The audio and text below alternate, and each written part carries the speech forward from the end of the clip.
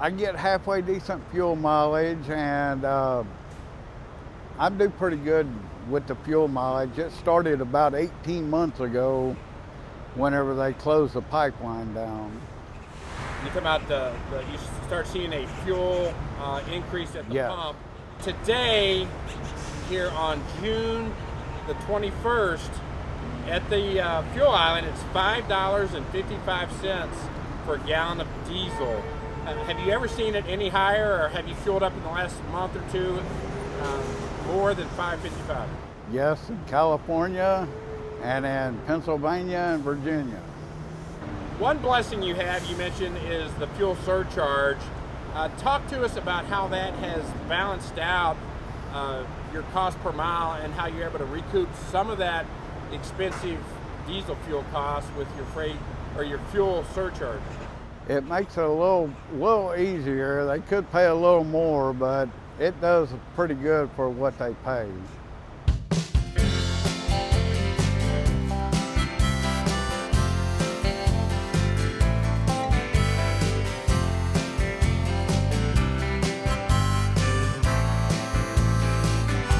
You were tuned in to The Road Home, powered by the Truckers Service Association. I'm pleased to be joined once again by one of our industry experts, John Kingston, editor-at-large for Freightwaves.com.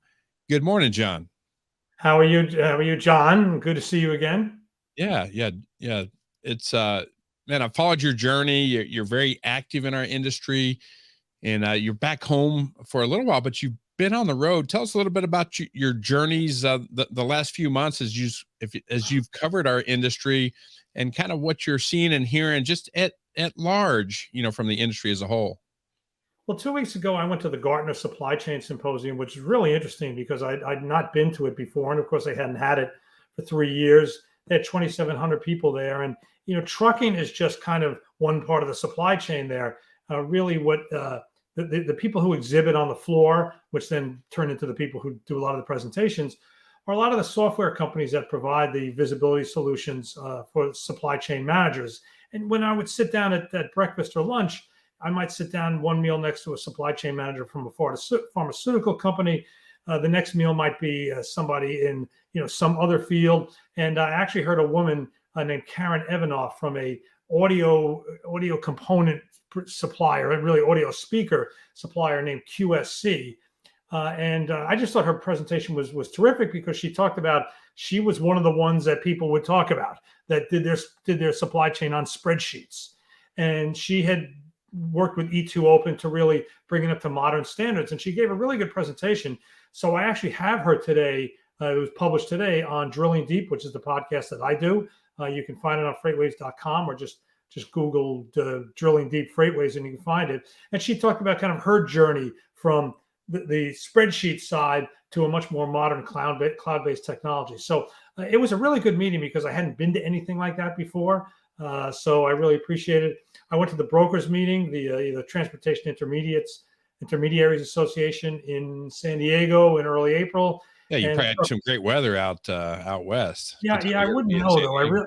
I really didn't get much out of the hotel, to be honest. But and then then before that, I went to the TCA, the truckload carriers meeting. I guess there were two of them so back to back because they wanted to get back on their regular March schedule. So I saw you, I guess, at the one. Yeah, it's in Las Vegas, the TCA annual conference. Right. And then I saw you at the Nashville meeting of ATA. Yeah, right? I try to get out there. I always like to be out there amongst our peers, and that's really where you learn. We can read and watch CNBC and Maria Bartiromo early in the mornings talk about our industry, supply chain, talk about the port of Long Beach. But until you actually sit across from a trucking company operator, somebody running the maintenance department, that's where we really learn, John. Absolutely, no doubt about it. So, I had some enjoyable trips in the spring, and looking forward to the fall as well. I'm signed up now to go to IANA, the intermodal show in Long Beach, and I'm going to hang around California after that because there's two big stories out there that I've been covering. One is AB5, which could kind of get settled like literally in the next 24 hours. and the other is the elimination of the old. If in the drayage vehicles you buy a new one, it's got to be zero emissions. Two big stories out there that we've been covering. So after IANA and Long Beach, I'm going to hang around the Golden State and have some meetings. Yeah, you're referring to Assembly Bill 5, which could trickle down or trickle east all across the country. It's to take the independent contractor status and really try to, in layman's terms, try to force that independent contractor to be an employee. That's the big issue. And that's a real concern for a lot of companies. So the quick summary of what's going on with AB 5 is that an injunction was handed down under it on January 1st, 2020, when it was supposed to go into effect. Actually, I think the injunction came down on New Year's Eve, 2019, and it blocked AB 5 from imposition in the trucking business. And it went through the rest of the economy, but it blocked imposition in the trucking sector because a judge found that it conflicted with the provisions of the Federal Aviation Administration Authorization Act, more colloquially known as F4A. An appellate court then, like a year and 3 months later, said no, it doesn't. The California Trucking Association has taken it to the Supreme Court. The Supreme Court did ask the Solicitor General for input. They also took another case involving C.H. Robinson and the question of state preemption of F4A. So we are waiting, not for them to decide it. We are waiting for them to decide whether they're going to review it. And like I said, it literally could come down today, on Friday, or if not Friday, it's probably going to come down on Monday. If certiorari is denied, then AB 5 becomes the law of the land for California trucking immediately. There is no ramp up. Wow. And if the Supreme Court does decide to undertake review, that'll push to next term, which starts in October. We don't know when we're going to get a decision. But my point here is that if certiorari is denied today or tomorrow, next week is going to be very, very different in the California trucking sector. Well, John, one thing we want to really dig right into is fuel. The title of our talk today, Diesel Fuel Draining Your Business. I was just out at the Pilot Flying J by the Texas Motor Speedway, right on Interstate 35 West, as it heads down towards Fort Worth from Denton, Texas. And retail price on Wednesday of this week, as we record, was $5.55 per gallon of diesel. Mm-hmm. I had a chance to visit with a couple drivers. One was a lease operator, and that's really what we're trying to share, some information to educate that small fleet, that independent contractor, and also large fleet operators. They want to be in the know. John, diesel costs have really the last 12, 18 months, it's just been front and center. Regular octane gasoline for us that drive four-wheelers is a concern. It's making decisions on how I travel, if I travel. It's really impacting the supply chain, the cost in the supply chain, the cost at the grocery store. What can you share with the audience about all the volatility in fuel? We were just talking before we hit the record button, the volatility really day to day, week to week. Well, I mean, it is pretty insane. I mean, we're recording this on Friday, and a week ago today, the ultra low sulfur diesel contract on CME settled at about $4.57. Yesterday, it settled at $4.33. So that's a 24-cent drop in 1 week. Today, right as we speak, it's flat, but it was down before, and now it's up a little more. So yeah, it is volatility. I think most people would tell you like they've never really seen before. The volatility has been strong in crude. It has been even wilder in products. And I think what's happened is that with Russia, first of all, Russian crude supplies from a lot of reports seem to be getting kind of close back to normal. So I don't think that's really an issue. But that doesn't mean their refining sector is working the same. Their diesel exports are somewhat constrained, or Russia's a big supplier of diesel. And so I think what you're seeing is that a squeeze on refining capacity that's created by a loss of refining capacity over the last few years, particularly in the U.S., has really, the whole Russian situation has really made that extreme. And as a result, you are seeing product prices like gasoline, like diesel, rise significantly higher than the rate of decline, the rate of increases in crude. And right now, refinery profitability is just off the charts. It's really amazing. Of course, as somebody said about refining, you're in the middle of 2 golden years of refining after 40 years of lousy refining, lousy returns. It's a strange business because over time, the return on capital in refining is generally miserable, but yet there's always money to go into it. Never really figured that out. Yeah, it's kind of like the airline industry. It's either boom or bust. Yeah, it's very much that way. Print money or they lose billions of dollars. It's just it's hard. If you're not an economist, it's really hard to break down. Well, John, that's great information. And one challenge, again, whether it's a large fleet, small fleet, independent contractor, the fuel surcharge is usually based on the previous week, metric. So with that volatility, it could really hinder or help that driver on the fuel surcharge that they're charging the shipper to recoup some of that cost on the road. Can you talk a little bit about fuel surcharge? And I know that's not your specialty in the. Oh no, well, you missed our story yesterday then. So the fuel surcharge, as you know, for most of the country, not California because they're off on their own, is based on the weekly Department of Energy, Energy Information Administration weekly average retail diesel price. So it usually comes out on Monday. It was not coming out on Monday this week because of the Juneteenth holiday. It was coming out on Tuesday, and it never came out. And finally, after we were all waiting and waiting and waiting, they put up a sign that said, it's called a sign. They put up a notice on their website that said, we've got some technical problems. So anyway, what happened is the technical problems are pretty severe. They do not expect to have, it's not just the diesel price that they didn't release. They haven't released anything this week. The massive amount of data. Every Wednesday, the entire oil trading community waits for the weekly EIA data on inventories and all sorts of other things. That never came out. And they're not completely sure that it could come out next week. Now, I will tell you this, that they have the data, the survey data from Monday. What I was told is that even though they were closed on Monday, they were able to survey the market.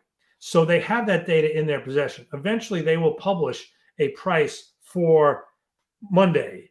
It'll be several days late, but it will be reflecting Monday data. Now, if this problem goes on, can they do it next Monday? I don't know, but this is like pretty much unprecedented to not have this number for a while. And that kind of screws up billing because if you're going to bill it, if you're a carrier and you've got a fuel surcharge and you want to send an invoice to a shipper with the fuel surcharge in there, but you don't have a fuel surcharge number, you got to hold off your billing. That creates some cash flow problems. So this little thing is a real mess. Yeah, cash flow is king in the trucking industry. They got to pay a lot of their bills, their payroll every week, usually their fuel bill, if not weekly, at least within 30 days. And a lot of times they don't collect from their shippers for 60, 90 days or longer. So it's a real challenge. Now, John, you mentioned IEA, that's International Energy Association. We have a tendency to throw a lot of acronyms out there. Can you explain a little bit about what IEA has been established to do and its purpose? Yeah, well, the International Energy Agency was established in, I think, the late 70s as a group of mostly consuming nations. I shouldn't say mostly, pretty much all oil-consuming nations. And it was to provide a place to talk, a place to share information, a place to provide data, in some cases to provide strategy. For example, when you have a coordinated release of strategic stocks in reaction to a cutoff, like the Russian cutoff, it gets done under the umbrella of the IEA. The IEA also produces many, many reports, including a monthly that everybody watches and everybody waits for. So it came out last week, and there was a little section there that's highly relevant to the diesel market. So let's go back in time a little bit. There is a rule that went into effect at the start of 2020 called IMO 2020. IMO standing for the International Maritime Organization. And they implemented a rule in 2020 that they first started drafting in like 2004. So this was not some overnight thing, requiring significantly reduced levels of sulfur in marine fuel. In that fuel is known as bunker fuel. It used to be you could throw all sorts of the dirtiest, lousiest stuff into a ship to make it go, and the pollution, it's just awful. Okay, so they've driven the sulfur content down to 0.5%. As a result of that, the expectation was to make that you really couldn't desulfurize enough fuel oil to get into spec. So they were going to have to make a brand new product called very low sulfur fuel oil. And to do so, they were going to essentially have to take molecules that are normally used to make diesel and divert them into the marine fuel pool. As a result, that leaves fewer molecules for diesel, for truckers. So what happened, of course, was so in 2019, there were all these forums and all this discussion about how this is going to impact the market. In 2020, there were some signs in the fall of 2019 that it was already starting to happen. Diesel prices outstripped other products. And then, of course, in 2020, you got the pandemic. The first market that was hit was the distillate market because jet was the first one that got hit. And jet fuel is a distillate like diesel. So you never got a test of these theories. So I would think to myself, okay, that doesn't prove that they're wrong. It just proves that you're going to have to wait. So now it seems to me that when you look at the price of diesel relative to gasoline, relative to crude, you can't help but conclude that the IMO 2020 rule is finally having its impact. It's just having it about 2 years after when it was supposed to. So the IEA you mentioned in their monthly report had a little sort of subsection in which they discussed this very issue. It's very hard to get numbers on it, to say, well, they diverted X number of barrels of diesel, diesel feedstock into this, because the marine fuel market, in terms of counting it, is always kind of a mystery. But I think there is a growing consensus that the fears that were spelled out in 2019 that got pushed aside in 2020 because of the pandemic are now coming back big time. And this is one of the reasons why diesel has risen so much higher than gasoline and so much higher than the price of crude. Well, John, a lot of people want to ask, and, people that aren't in the trucking industry that know I am, they'll ask me, hey, John, what's causing the price to go up so high, or what's causing it to change, rapidly? Can you explain maybe at a high level what's causing all the volatility? Well, you have lost some Russian supplies. That's kind of the start of things. Okay, we don't know how much. Certainly, they've had customers that have cut them off, and they appear to be finding new customers in Russia and China and probably someplace else. That tends to happen in the world of oil when things are tight. Politicians are not going to let the lights go out. Politicians are not going to let the pumps run dry. And if they have to buy oil from a certainly unfavored supplier, they'll swallow hard, and they'll do it in many cases. So what happens then is that supplies kind of rebalance themselves around the world. Countries that used to take Russian oil that won't take it anymore, like most of Europe, they'll find another crude, and the Russian oil gets pushed out somewhere else. But still, that's inefficient, and there is definitely some loss of Russian supply. I think also, look, the price of gasoline, the price of diesel is only now starting to get to the level where it's impacting demand.